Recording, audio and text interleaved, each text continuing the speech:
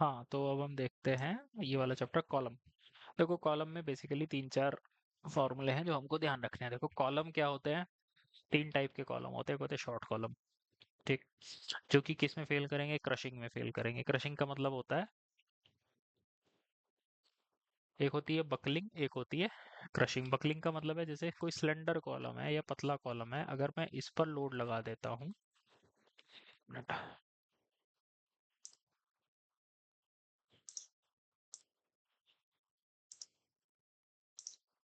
अगर मैं इस पर लोड लगा देता हूँ, जैसे इस पर मैंने लोड लगाया, तो ये बकल कर जाएगा, बाहर को ऐसे निकल जाएगा।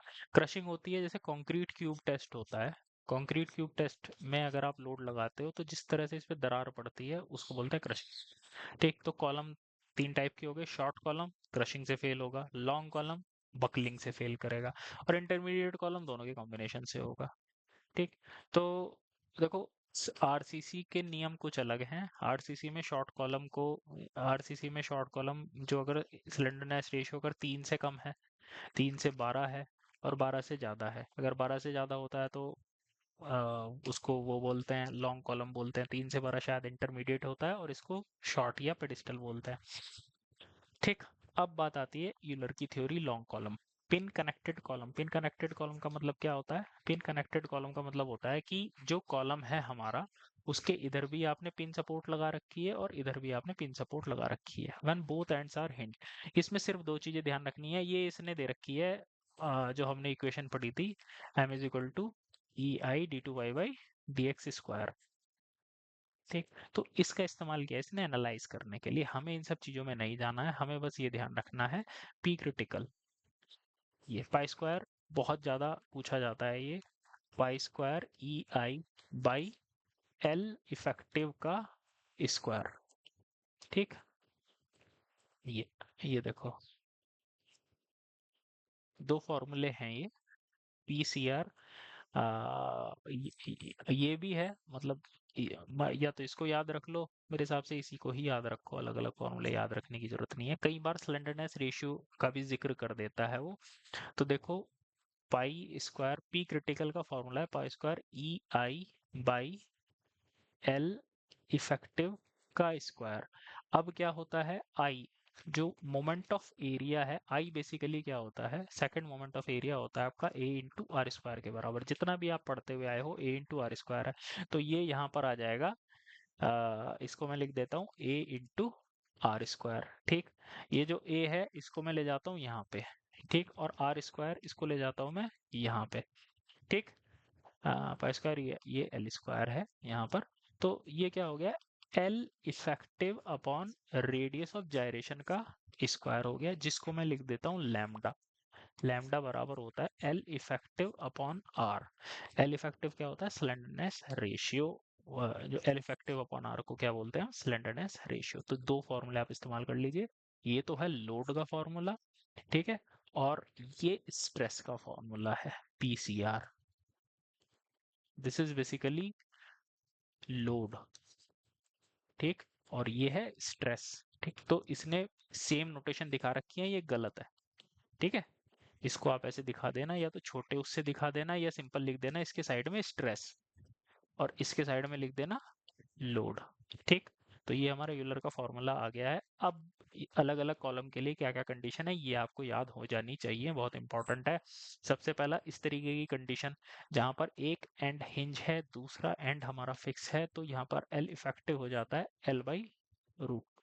ठीक है, आईएस कोड के अनुसार 0.8 एल, ये इसमें तो एल बाई टू ही हो जाता है, आईएस कोड के अनुसार 0.65 एल, ये हो जाता है यहाँ पे तो 2 एल हो ही जाता है, 2L और 2L, और यहाँ पे हो जाता है हमारा L और L। देखो इसमें बेसिकली ये लेंथ कैसे डिफाइन करते हैं, हम डिफाइन करते हैं, लेंथ हम डिफाइन करते हैं जो जहां पर पिन आ रही है ना, उसके बीच की जो इफेक्टिव दूरी होती है, वो होती है हमारी लेंथ। जैसे क्या है यहाँ पर, जैसे one and fixed and other and hinged, जैसे ये वाला केस है, ये वाला अगर आप इस पे लोड लगाओगे तो ये कुछ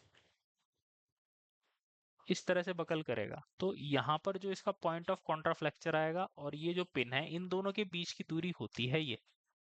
इस वाले केस में क्या होता है, जैसे ये वाला है, इस इसमें जो इफेक्टिव लेंथ है 2L मानकर चलते हैं, वो इसलिए होता है कि जैसे ऐसे ज्यूम करता है ये शेप, कुछ इस तरह से इसकी शेप होती है।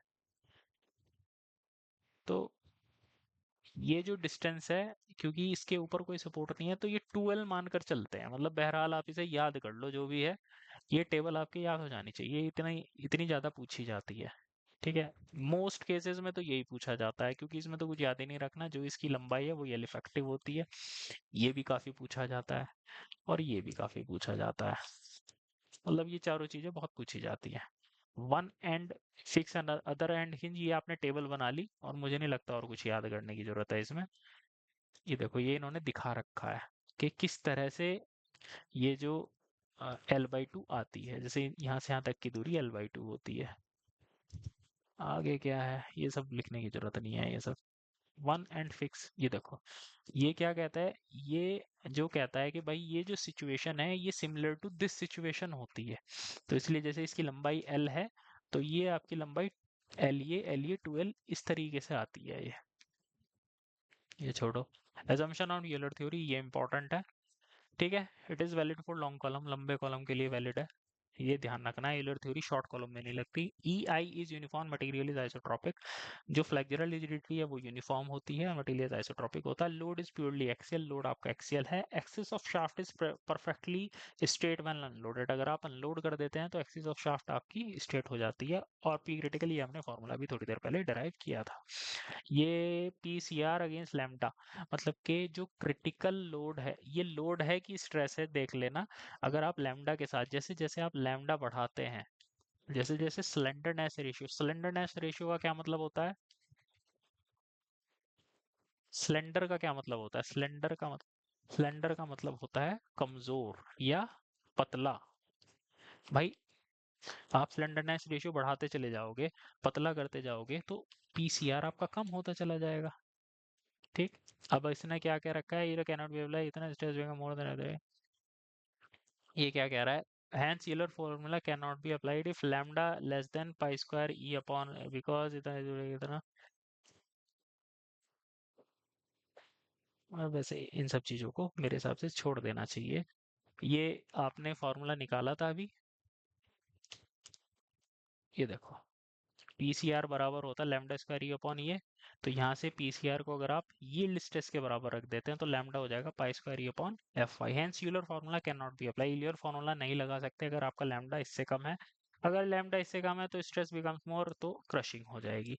तो ये कह रहा है कि अगर मैं वो सिचुएशन ले लूँ माइल्ड स्टील की, माइल्ड स्टील में एफ आई होता है 250, ई बराबर होता है 2 गुना 10 की पावर 5, तो लैम्डा मैक्स 88.89। ठीक। ये रिलेटिवली बात इतनी इंपॉर्टेंट नहीं है जितनी बात ऊपर की टेबल है। रैंकाइन फार्मूला देखो, रैंकाइन फार्मूला शॉर्ट और लॉन्ग कॉलम दोनों के लिए है। तो फेलियर कैसे होगा? बोथ क्रशिंग एंड बकलिंग से। ठीक। तो पीसी आपका, पी आपका फेलियर लोड है, पीसी क्रशिंग लोड हो गया एफ सी इंटू ए। ठीक। और पीई बकलिंग लोड होता है पाई square E upon L square. यहाँ पर जो रैंकाइन फार्मूला है इसको आप याद रख सकते हैं, वैसे हालांकि ये इतना इंपॉर्टेंट नहीं है। F C A upon 1 + a lambda लिख लेना इसको, और इसके साइड में लिख लेना not that important. For solving problem a is most, a क्या है? रैंकाइन का कांस्टेंट है। Crushing stress in compression, this is an empirical formula in which a is determined experimentally, इसमें आप ए को एक्सपेरिमेंटली डिटरमाइन करते हैं। अब आता है सेकंड फार्मूला। कई बार तो ये चीजें भी पूछी जाती हैं कि ये फार्मूला कहाँ पर अप्लाई है। यूलर फार्मूला आपका लॉन्ग कॉलम में लगता है, और ये जो अभी थोड़ी देर पहले पढ़ा, क्या नाम था इसका, मैं तो अभी भूल गया। रैंकाइन फार्मूला दोनों के केस में है। और सेकंड फार्मूला क्या है? Long column under eccentric loading. Eccentric loading मतलब कि सेंटर लाइन पे लगने की बजाय लोड आपका थोड़ा सा डिफरेंट इस पर लग रहा है। जैसे ये कॉलम है, यहाँ पर आपने लगाने की बजाय थोड़ा सा साइड में लगाया, तो वहां पे long column under eccentric loading. इसमें फॉर्मूले पर आ जाते हैं, जो कि मैंने तो आज तक नहीं देखा कहीं पूछा हुआ। ठीक। ये देखो, इस बात को नोट करेंगे, for large value of lambda, अगर स्लेंडरनेस रेशियो ज्यादा है तो सेकंड फार्मूला इस्तेमाल होता है यूलर फार्मूले के मुकाबले। Hence second formula is basically used to calculate stress under intermediate column condition. तो आप इंटरमीडिएट कॉलम कंडीशन में आप इस्तेमाल कर सकते हैं। Design of column, design of column basically ये चीज आपकी कहीं पर आ सकती है, ये मैं आपको एक बार पहले भी एक्सप्लेन कर चुका हूँ। एक्सेंट्रिसिटी जैसे यहाँ पर ये कोई प्लेन है, इस पे लोड यहाँ लगा हुआ है, तो ये जो है P/A बटे sigma all concentric sigma all bending, ये फॉर एक्सेंट्रिक लोडिंग। इसको